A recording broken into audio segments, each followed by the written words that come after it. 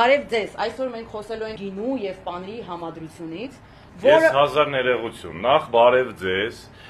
և մի հատ շտկում, քանի որ Ժենյա ջան այսօր եկել եք մեզ հյուր, ապա ոչ թե գինու ու պանիրի համադրություն, այլ պանիրի ու գինու համադրություն, որովհետև ես համոզված եմ, որ առանց պանիր ոչ մի գինի հաճույք չի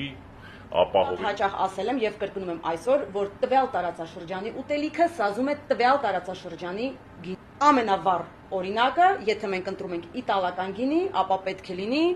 Parmigiano։ Այո, Parmigiano Reggiano։ Ասեմ մի հատ էլ համադրության մասին, Parmigiano Reggiano և Prosciutto տեսակի ветчինան կարելի է համարել քույր և եղբայր։ Իտալիայում, որտեղ որ արտադրում են Parmigiano Reggiano պանիր, իսկ պանիրի արտադրության process-ը մի քիչ երկար է, սիճուկը առանձնանում է խմորից, այդ սիճուկը չեն թափում, այլ հիմնականում պատի հետևը լինում է խոզաբուծարան, որտեղ բուծում են խոզեր, արդյունքում պատրաստում են prosciutto։ Եվ այդ սիճուկը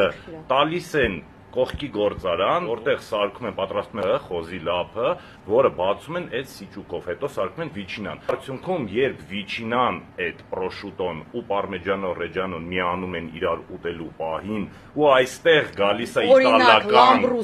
այո, այդ ժամանակ դա կոչվում է գաստրոնոմիչեսկի օրգազմ։